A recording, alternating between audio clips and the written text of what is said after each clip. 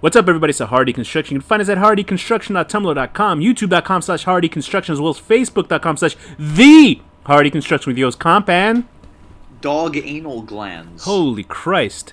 So today's film is Seoul Station, 2016 movie. Seoul Station 2016. I remember on another film that had a lot of Korean people in it, and I said Seoul all the time, and they corrected me. It's like, it's actually That was Seoul. Train to Busan, right? No, I think it was the other one. Anyway, animation horror film directed by Seung-ryong, written by him as well, starring Seung-ryong, oh boy, Francisca Frade. Huh? What the fuck? Anyway, whatever. June Lee. That sounds normal. Anyway, several groups of people try to survive a zombie pandemic that unleashes itself in downtown Seoul. Pandemic. This is, what did I say? Pandemic? No, I'm reiterating. Pandemic. Francisca. Somebody on IMDb fucked up. She's the Francisca Frey did the voice for a character in Germany. Assholes. Why'd they list it like that? Assholes. I can only depend on Wikipedia. I've been wanting to see Seoul Station. Sounds like a groovy like 70s black dance show or something, right? They play nonstop George Clinton and no, that would be Funk Station actually. Never mind. Yes, how dare you? Very racist. Anyway, so Seoul Station is a film that I wanted to see for a long time actually, because Train to Busan had come out, and Train to Busan is directed by Seung-ryong, who did a plethora of animated drama films, which I suggest everybody to watch. If you listen to our Train to Busan episode, does he mostly do animation? Train to Busan was his first live action film, as far as I know. He started out as animator. Okay. And I've been telling people, anybody who's watched any South Korean film drama, I tell them to watch his movies, even though they're animated. They're essentially horrifyingly depressing. Yes, they're essentially as depressing and good, and as enjoyable as any live action South Korean film if you like that sort of drama, depressing sort of film. Although they're really well made to the point that you don't care that it's depressing. That you're like, wow, I just saw a really good film. I thought Train to Busan was so depressing, and this movie makes that seem uplifting. Yes, it really does. Train to Busan is a family-friendly masterpiece compared to this one. But he did films like The Fake and King of Pigs. My favorite film of his is The Fake. Out of all his films, and but this is a film that is actually a prequel, although it was released chronologically before Train to Busan. It's a film that takes place before Train to Busan. It's essentially the beginning of the zombie epidemic that happens in Train to Busan. So if I'm reading what it says on Wikipedia, and I think it's bullshit. First of all, whoever wrote this focused on the 10-minute plot of the homeless man getting bit. The whole explanation is about that. Really? On Wiki, where can you give us a little Yeah, they're talking about they're making it seem as if that homeless man that was bit is ground zero of No, I don't think so. It's not true, because obviously he might be the ground zero for that area, but obviously something must have bit him someone must have bit him elsewhere. Do you know what I mean? Because let's say... but the guy goes on about this for 2.5 paragraphs and barely even mentions anything else. I'm trying to think of the twist or anything. Because in Train to Busan, they're inside Seoul, so they're also in Seoul, Korea, as well as this film. So I assume this movie is about 5 minutes before Train to Busan. Do you know what I mean? Where right. Because essentially all that shit just happened. Although it was happening at nighttime, and I think Train to Busan is happening in the morning.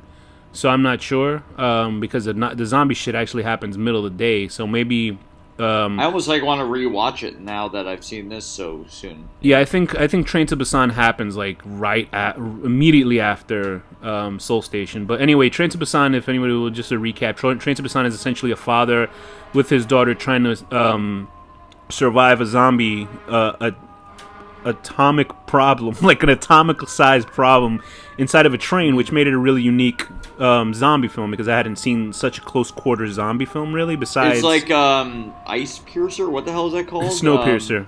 Snowpiercer, but with zombies. Yeah, and it's sort of what was that radio station zombie movie that we saw that I keep forgetting. It's like Pontypool. Pontypool. It's sort of like a claustrophobic, but more action oriented. It's a very good film. I enjoyed it a lot. I thought it was one of the best zombie movies I've seen, just for how it was done and seeing it from a different sort of perspective than American, and also It's got a really depressing ending. Yeah, and it has a very despicable antagonist that's in there. But it's not really like a focus on an antagonist, just that they have one that makes you just like want to kill people. But this film has about 20 different sort of antagonists that makes you want to kill people. Is the antagonist. Yeah, this is a film that is supposedly, well, not supposedly, I guess you can see it's about class warfare and how Korea treats its homeless. And just generally how people kind of work their asses off, and the government still takes them and fucks them in the ass. Unless you like that stuff, which is fine. That sounds, yeah, it's essentially the same thing. But there's a whole difference, I guess, in behaviors in Korea. I'm not gonna say what I have no idea how Korean people live their lives. I have Korean friends. This is just this guy's take on it. Right. He's from there, so that's all. And if you've seen any of his other films like The Fake or King of Pigs, the protagonists are just fucking scumbags, just like in this movie. And I don't think like the protagonist there's one protagonist in this film who's the daughter. Like, there's 3 characters in this film, really. Oh, there's 4 characters, but 3 of them are the kind of primary characters. There's the homeless guy who looks like a rat face. Oh yeah, but he's barely in that. Like, he's in it for like 10 minutes. There's watching the trailer, like, it's his scene when he goes around that corner and he sees the homeless guy eating the other guy. That's like where that's the whole trailer for one of them. I was like, oh, I thought he was like a main character. Anyway, There's the rat-faced homeless guy. There's the daughter who's sort of I'm assuming maybe she's 19, 18 years old, something like that. Hi, son. I'm not sure if I'm saying her. She's sort of she's not meaning to be an asshole character, so I'll forgive her for that. She's a young girl, but she's very annoying. Yeah, she's useless. Like, she's useless, and she causes other people's like problems to happen. Then there's also the boyfriend, who's a complete scumbag. And then there's the father. He's such a pussy too. Yeah, and there's the father. We'll give the spoiler, but I'll announce it before dealing with the father and the daughter stuff towards the end. Well, they've already seen it. Hopefully. Anyway, so there's a father character, and he actually comes off as the good guy. Well, at least for the first half of the film. And what I like about this film is that carries over from his other films is that he makes protagonists that are real bastards. Like, they're not likable characters. The problem is with the difference in this one is that I didn't like any of the people in this film. Like, I didn't really care for anybody in this film at all until that. I kind of liked the dad at first. Yeah, right. You like him because he's the daughter to him is the MacGuffin. You know the MacGuffin in that phrase. He's the only one taking charge. Like, the boyfriend is like this little pussy. Yeah, and it's so weird how, like... Okay, so let's get into it. So, this film starts out with, essentially, looking at homeless life in Seoul. Like, Seoul Station, I guess, is the train station that what they're at. It's not like an exterior train station, like, it is like not train a good to Busan. place to be homeless in Korea, I would say. Yes. And so, anyway, it seals all these people. This old man is walking by. He's obviously been bitten. He's bleeding. And it just shows you the class system of... There's just workers, and then there's the homeless. There's this rat-faced guy who's like really concerned about his dying friend. No, they're brothers. Are they? I didn't think they were brothers. I thought he just knew him because I thought it was just he keeps saying my brother. No, I think that's just a phrase. Like in China, they say brother. They're like brother this, brother that. That's just like that just happens to be a phrase of like. Really? Oh, okay. Yeah, it really is. It's like when people say, "Hey, my brother," like that. Anyway, so I think he would have been a lot. I think he wouldn't have given a shit that about energy soda and would have gotten just the medicine instead of splitting it if that was his actual brother. I mean, what kind of medicine is gonna fix like neck wound? That was, I think, just painkillers he got him.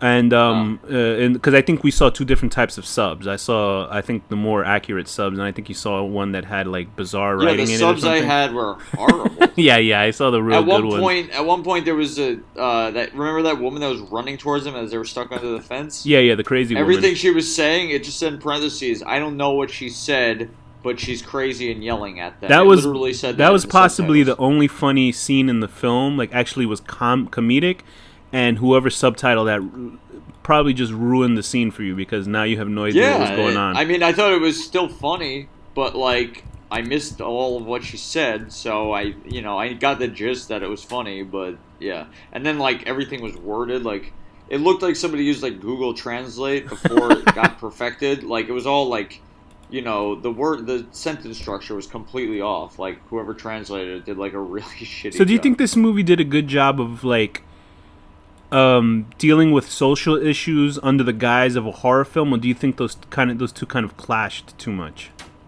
You could definitely tell that this director really is very critical of his government because, yeah, they don't. He really makes the cops seem horrible, and he makes everybody seem horrible towards homeless people.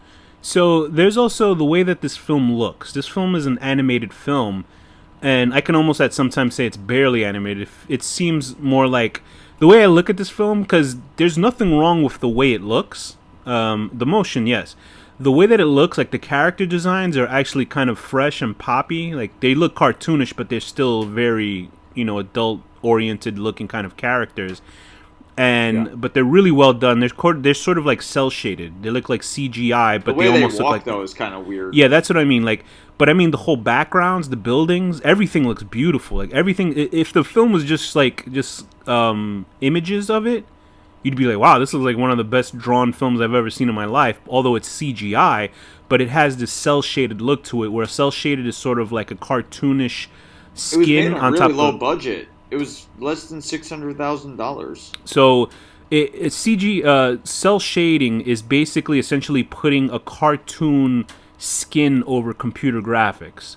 So that's why everything Right. in this film had a specific like look to it, that it looked like it almost looked like comic books come to life. But the thing is that my only issue is that these are obviously I assume that these are people in mocap outfits. Even if not, then they're just sort of what outfits? motion capture outfits, Okay. or even just they might just be 3D sort of computer models that are moving around, because they move very stiff.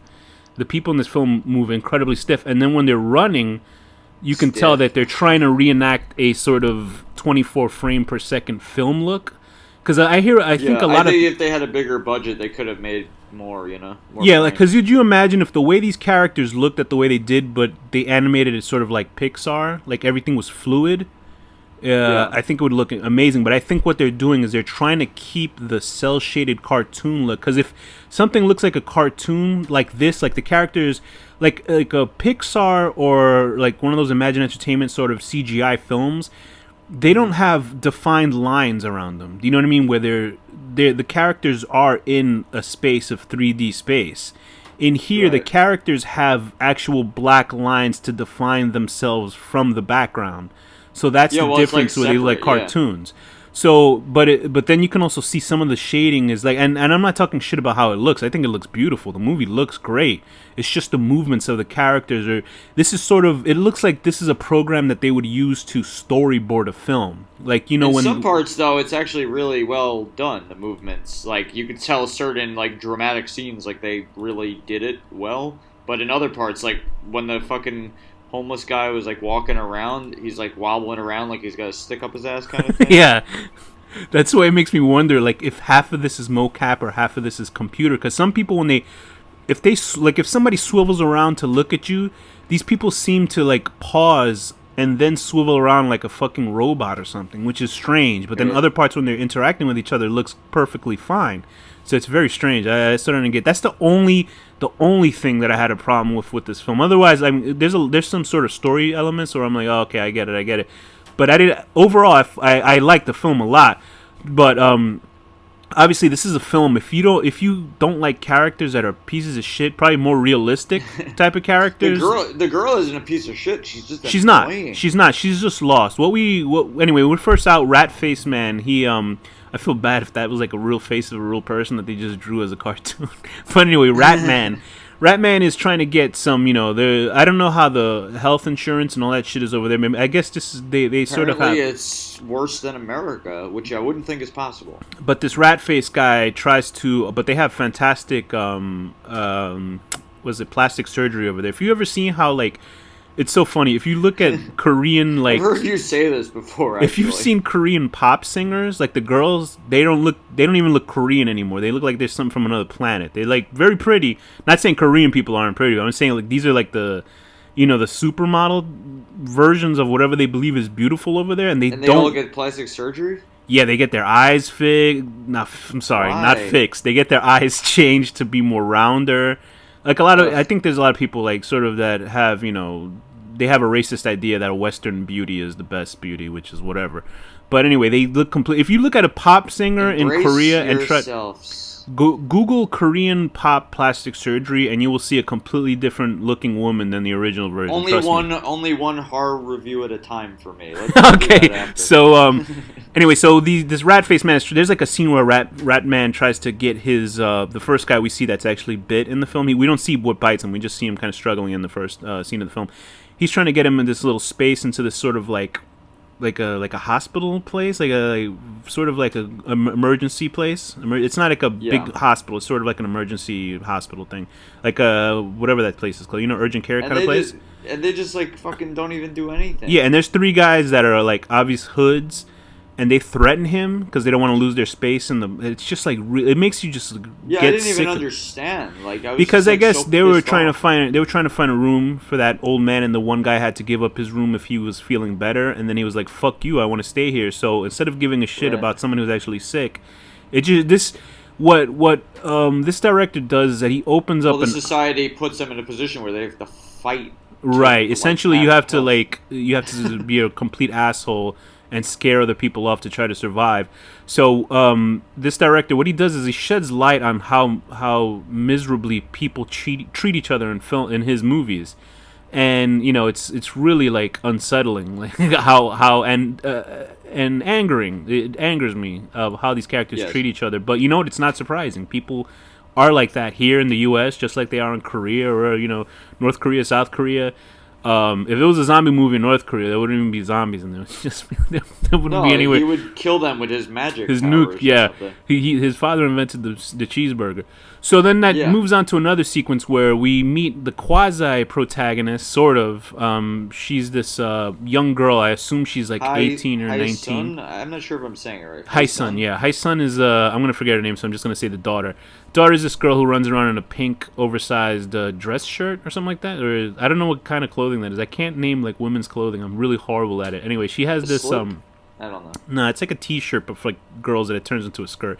Anyway, she's with her boyfriend. Lots of butt shots with her. What happened? Yeah, there's a lot of panty shots. Butt shots. It almost turns into if it was Japanese, like it would fully be her panties. If it was Japanese, the zombies would have tentacles that would be raping her. Anyway, so she is with her boyfriend. I like her boyfriend's character design a lot because he looks like he just looks like a modern shit. He's a shithead, but I like the way they drew him. But he is a piece of shit. What happens is he's obviously has no money. She has no money. He's trying to convince her to prostitute herself so they can pay rent because they owe rent for this sort of this hotel. It seemed as if he was running a brothel out of his apartment. I think because this is something that like figures on later on is that she says I won't do that again, but it doesn't. But this seems to be I think there were other people that he was kind of pimping too. Could be. I didn't get that from that. I got that impression.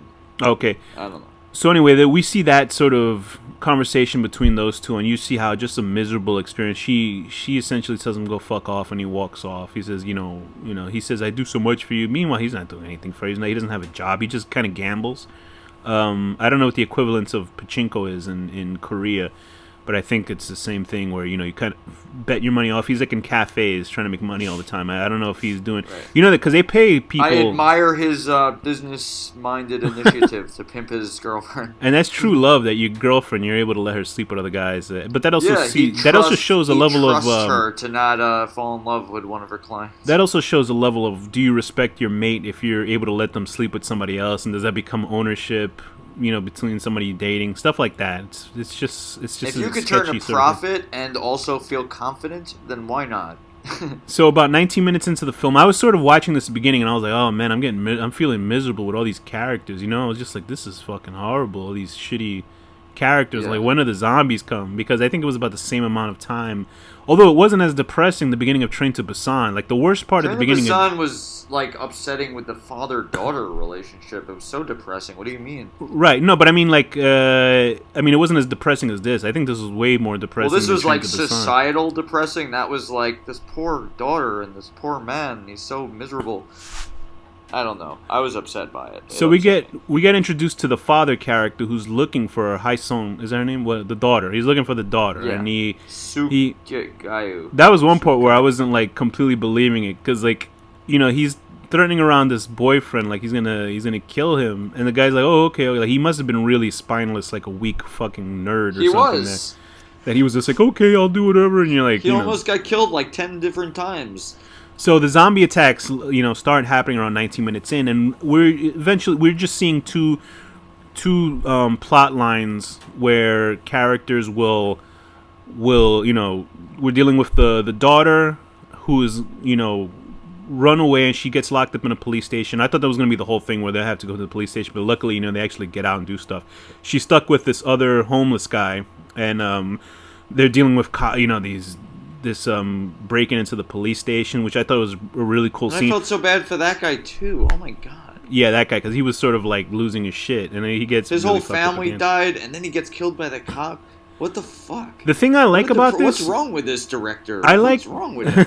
I like how they handled the cell phone thing in this film, because you know what, the cell phone actually works, and they're able to get through to each other sometimes. But it's like shit that bad stuff happens where she's not able to call. Right, where it didn't work.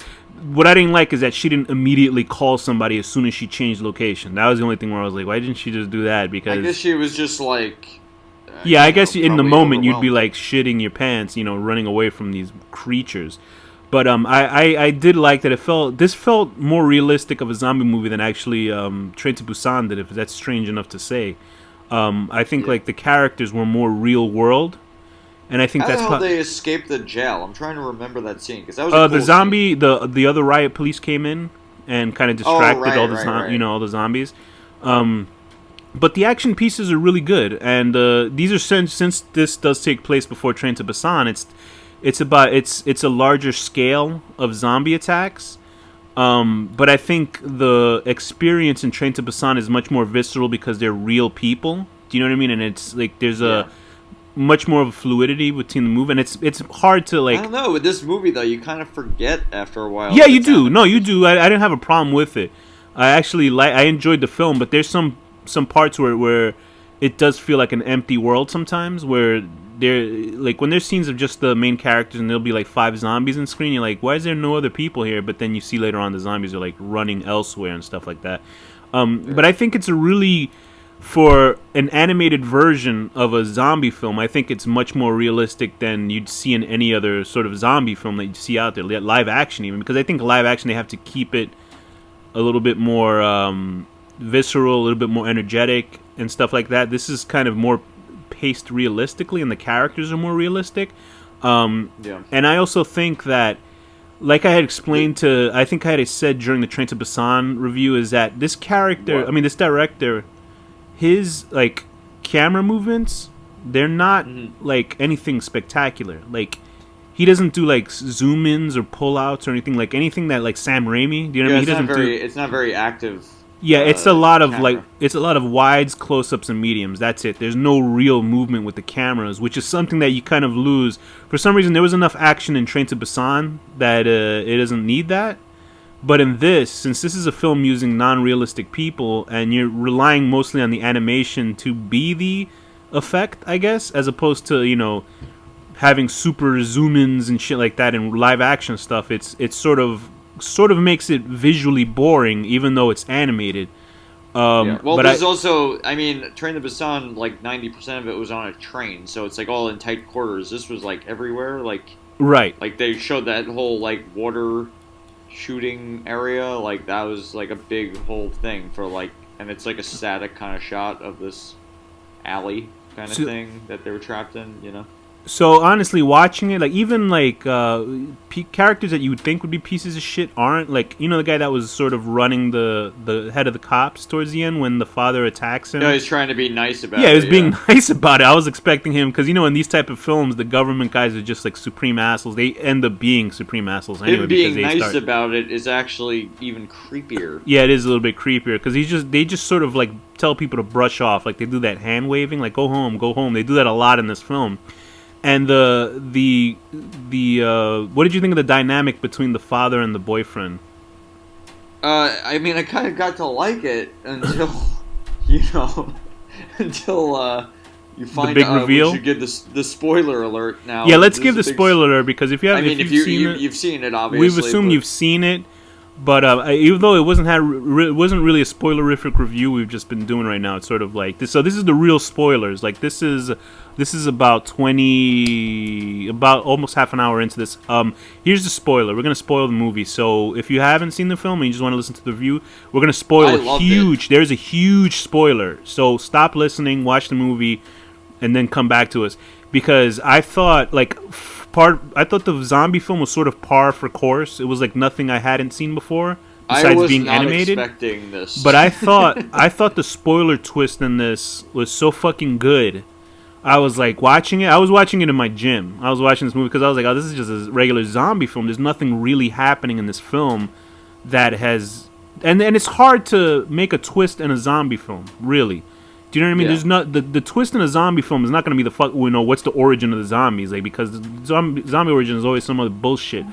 But in this, chemical spill. It's always usually a human element that makes the real twist in a horror zombie film, and this is one of the best twists I've ever seen for a horror zombie film. And what's that twist, Danny? Oh, and you find out the dad is not the dad when they finally. And something was wrong because when the boyfriend goes up to her and he's like, "Oh, your dad's downstairs. He'll be right here." It's like, no, the dad totally would have been bashing in the door the second, of course, like a realistic dad. So that was immediately, I was like, and then like 2 seconds later, it's like you find out he's like one of her clients, I guess. Yeah, he was a pimp actually. She was his one of his his number one girl. His as they call his. Is that what it was? I was confused. Yeah, I think your subtitler maybe? fucked you up.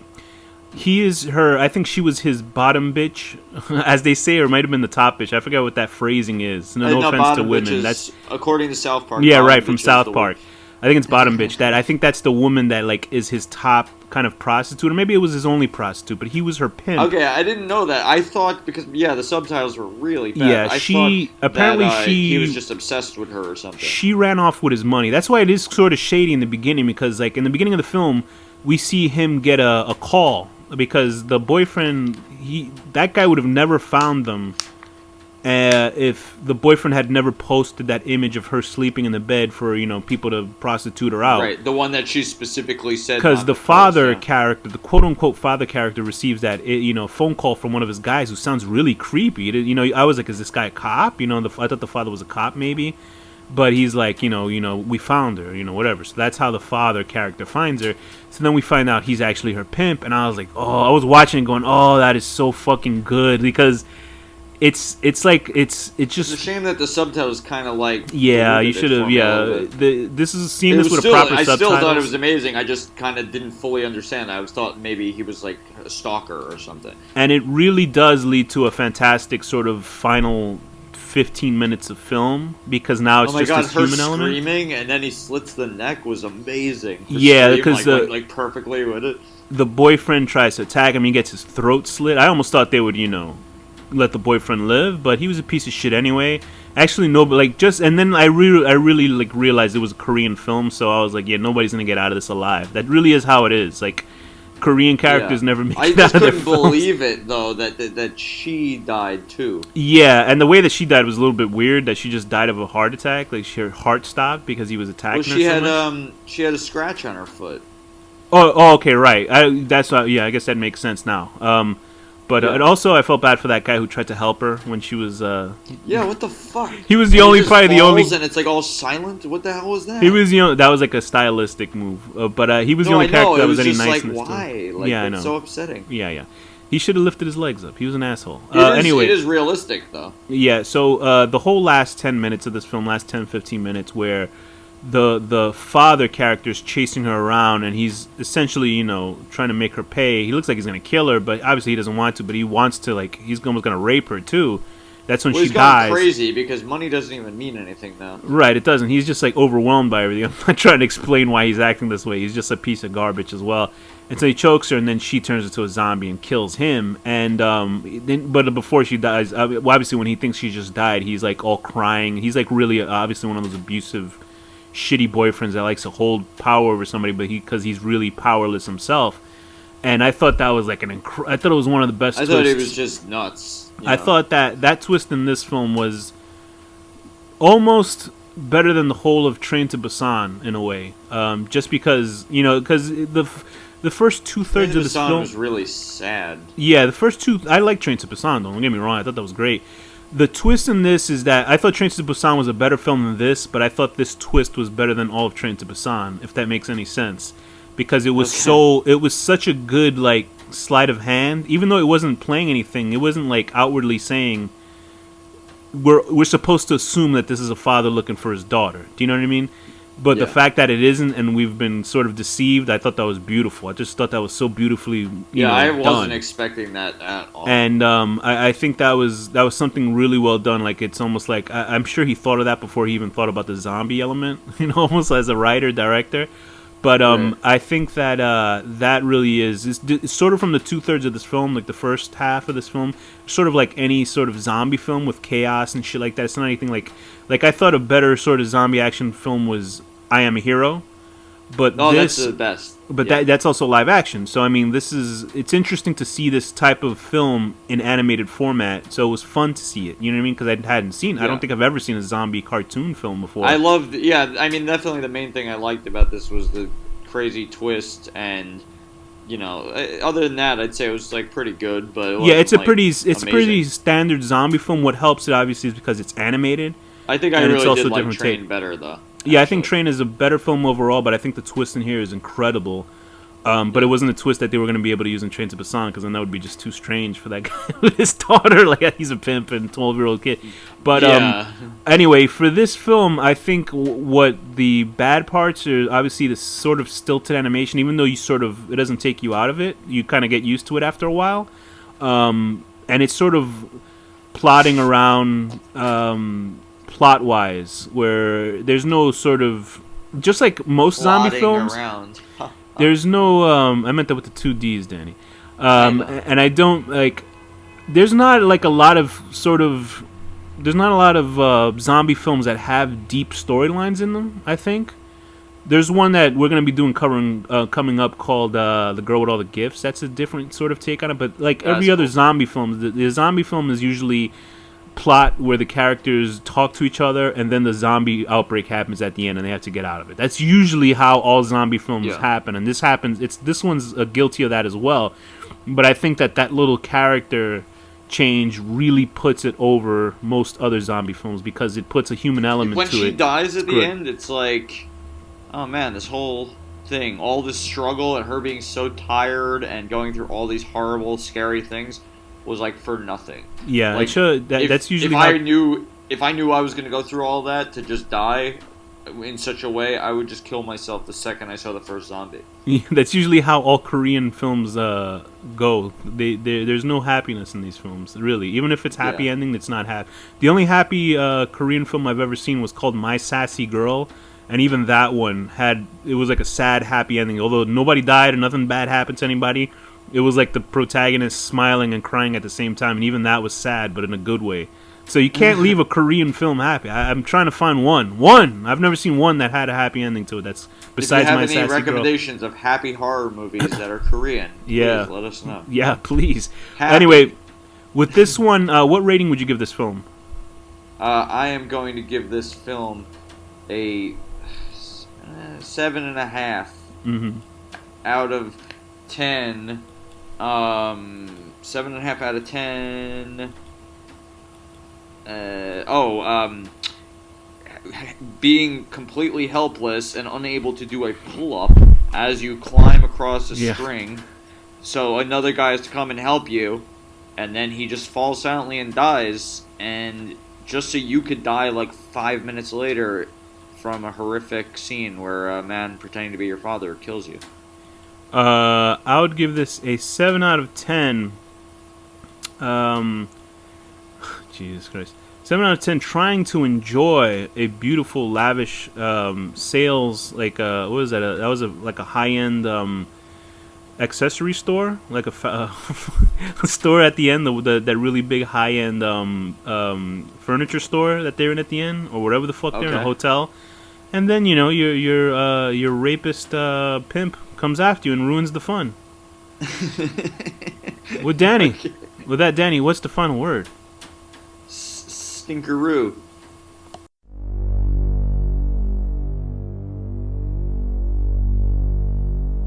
The horror deconstruction.